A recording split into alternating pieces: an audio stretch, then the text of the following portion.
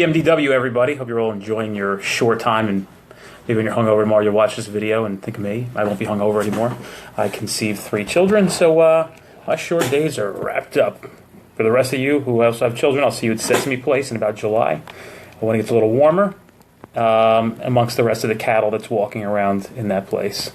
If you want to feel good about yourself and you think you're in poor physical condition, go to Sesame Place and look at all the parents walking around with no shirts on. Anyway, let's go into part 3 of criminal motor vehicle stops. I'm going to talk about the question you're going to ask somebody on the side of a road today, because I know a lot of guys don't even know where to start, and girls. When I say guys, I include girls too. But they don't know where to start, what questions to ask, where's a good place to go. So really, let's just recap over what we talked about. Out of the car, off to the side of the road, preferably with another officer, in a safety zone, at your advantage, and always out of the car to ask these questions. You must have people out of the car. You cannot ask these questions. Remember this. You cannot ask these questions while somebody's sitting in a car. You're going to get bad answers. You're not going to be able to read body language and read people, right? So you can't do that.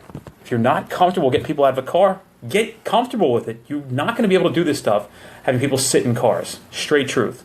There's no ifs, ands, or buts or any way around it. All right? So this is how I started everything. Off to the side of the road, usually they've questioned my PC at this point, or maybe they just stopped. They forgot that question once they're outside of the car because they're so nervous thinking about everything else. But my first question would be, I'd be holding my documents in my hand. Hey, where are you guys coming from today? Oh, okay. Where are you headed to? Who's in the car with you? Who's the car registered to? All normal questions. All right. Why are we asking these questions, these simple? You want to get in the habit of doing the similar questions. Why are we getting into these things? Because you're going to take these questions and go back to their passengers in the motor vehicle, and you're going to pose those same questions and see if their answers are consistent. I can't tell how many times I've caught onto people's criminal activity just basically by having inconsistent answers. How does this guy not know where this one's going to, where this one's, where they're not going, what they're doing, where they've been? They have no clue. You want to ask about timelines. You got to get good about it. And you also want to read body language and pausing and questions. We're going to watch videos. Like I said, as soon as I get this program up and running, we're going to watch videos. I'm going to show you things, real-life examples of questionings that I've had where people were just like, hey, where are you coming from today? We're coming from Elizabeth. Okay, where in Elizabeth? Broad Street. What's on Broad Street? What are we doing on Broad Street? We were at the ShopRite. Okay, you're at the ShopRite on Broad Street in Elizabeth. All right. What'd you buy at ShopRite? I don't know. We just went in to see something, but we didn't buy anything. You sort of, a good interviewer or interdictor is always going to be able to chip up somebody's story, and it'll just unravel. Some people have stories rehearsed. They may be very good, but if you keep chipping away at it, you'll eventually unravel them. They'll fall to pieces. Stuff won't make sense. And already, if you're hearing answers like this, you have somebody who really isn't making any sense. And I've gone back to the car. Hey, where are you guys headed to today? Oh, we're going to Woodbridge Mall. All right. For what? Well, he wants to buy a new pair of Jordans. Okay, he wants to buy a new pair of Jordans. Which ones did something just come out? You know anything about them? Yeah, the new ones just came out. Okay, cool. You go back to the next guy in the car. Where are you guys coming from today? We're coming from Newark. Okay. You're coming from where in Newark? Or if they say you're coming from Elizabeth, hey, where are you coming from Elizabeth? Oh, my grandmother's house. Where does your grandmother live? Sycamore Street. All right. Were you anywhere else today? No, we had dinner at her house and went to Sycamore. And we're going, where are we headed to now? We're going to my friend's house. He lives in Edison. Okay. Were you going anywhere else? No.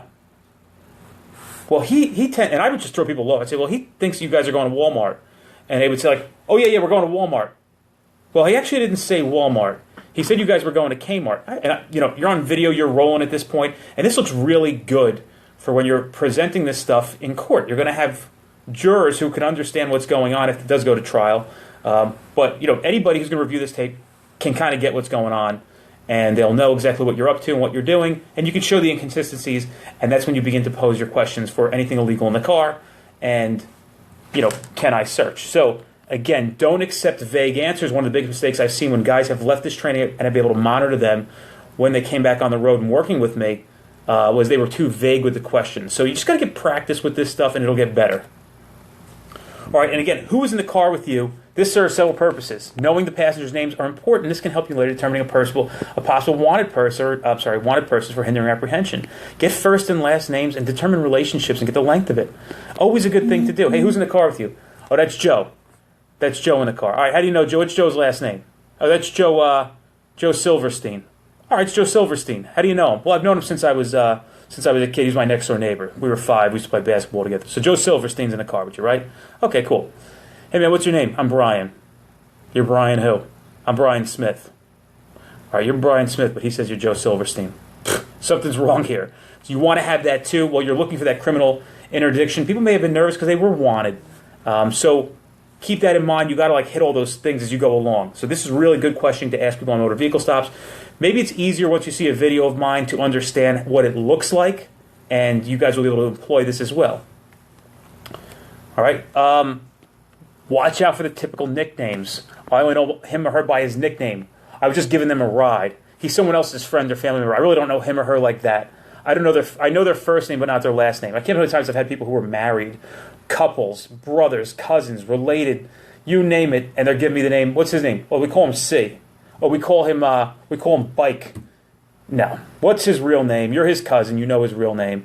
And I've always warned people, listen, I'm going to determine a relationship with the two of you. If you're not giving me proper information, I'm going to charge you with hindering the apprehension of another. I'm going to take you to jail too. And I can tell you I've done that on several occasions where I've established my relationship with people, and it was inconsistent with their answers were inconsistent. One guy was lying about the other guy, or guy and girl usually, and they're trying to hinder the apprehension of the guy who has a warrant, maybe their boyfriend, or maybe vice versa. And yeah, you're going to jail too. You're going to be charged with it. So, done it plenty of times. All right. More questions to ask. Who does the vehicle belong to? Ask occupants to identify the owner by their full name. Ask occupants for their contact information. Especially the guys who are out working on interstate highways, you're going to want to know this because you're going to have a lot of interstate drug travel. So, you're going to have people who are borrowing cars and using cars, and there's a lot of junky car borrowing and drug transit car borrowing. You want to determine all this stuff. I mean, when's the last time you took a car from someone who didn't know their last name? I had to borrow a pickup truck the other day from my mother-in-law's boyfriend, and I'm driving through New Brunswick, and I'm like, I don't know his last name. If they said it, I remember it, but I'm thinking as I'm driving, this going on. So also, guys, please know that when you're out there on patrol and you're looking for that right car, you guys have to stop focusing on plates. You have to start focusing on the vehicle and the vehicle occupants and the reaction to your presence. That's what you have to focus on. What's the vehicle doing? What are the people in the vehicle doing? Stop worrying about plates and running plates. It's the last thing you look at. That's like the icing on the cake. I know I've harped on that before, but I still see guys doing that. You gotta start. When you're done watching this video today, I want you to just get into your patrol car or while you're driving home, if this is the end of your shift, and start looking into people's cars. Look at what's going on in the cars. Look at who's in the cars. Look at what they look like, okay? Try to start figuring out what's going on. I'm always looking in cars. Always. I constantly look in cars. Get into the habit of it. If you have bad eyes, wear your glasses or get LASIK. What do you want me to tell you? But these are some good tips to get you guys going to where you need to be. All right, and always remember, if you're asking somebody for consent to search or you're asking them if there's anything illegal in the car, watch out for those really key phrases to try to get them to dispel suspicion to you. Like, hey, anything illegal in the car? Honestly, no, but you can't search. Truthfully, there's nothing in the car, but I just don't feel comfortable with you searching. Actually, there's nothing in the car, but I just can't have you looking in the car.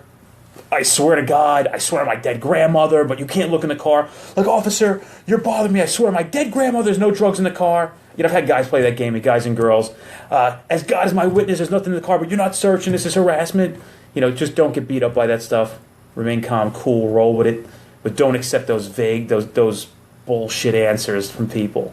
Are you going to get something every single time? No, you're not.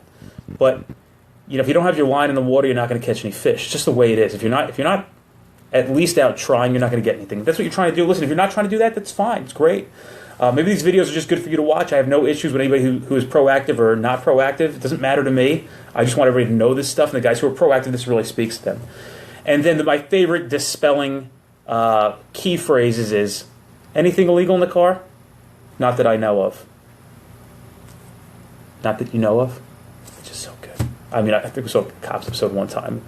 The guy's like, the cop's like, oh, anything illegal on your person? He's like, not that I know of. Oh, I didn't put that there. Come on. All right, you're responsible for what's going on in the car. And we're going to end on that for today's video because I don't want these to go too long and bore people. But We'll get more into this stuff. I want to get through a whole motor vehicle stop for you guys, and we're going to watch a video, and we'll tie this all in together. I just want everybody to learn. So enjoy your MDW. I don't think I'll be on here tomorrow, but Sunday, Monday, I should be on here. I got to go to a kid's party. You guys need anything, reach out to me. If you have questions that need to be answered, or if you want to try to challenge some of the things I talk about, I look forward to it. I will show you my side of it. And the things that I teach, I'm 100% on. I was even posed a question today about a Title 39, and I didn't know the answer to it. My answer to the kid, who I don't even know, was, sorry, dude, if you're watching. I don't know the answer to that. I really wasn't that concerned with, just no offense, but I wasn't that concerned with Title 39 outside of the things that I needed to know to affect criminal motor vehicle stops. I don't know, like, the really silly caveats of Title 39 that I didn't need to know. But anyway, enjoy. Use Uber. Don't drink and drive. I know we do it, but use your brain. It's not worth it. Goodbye. Hey guys, if you like this video, click the subscribe button below. We're going to put a lot of stuff here on YouTube. You don't want to miss any of this stuff. It's all super valuable and can help you do your job better.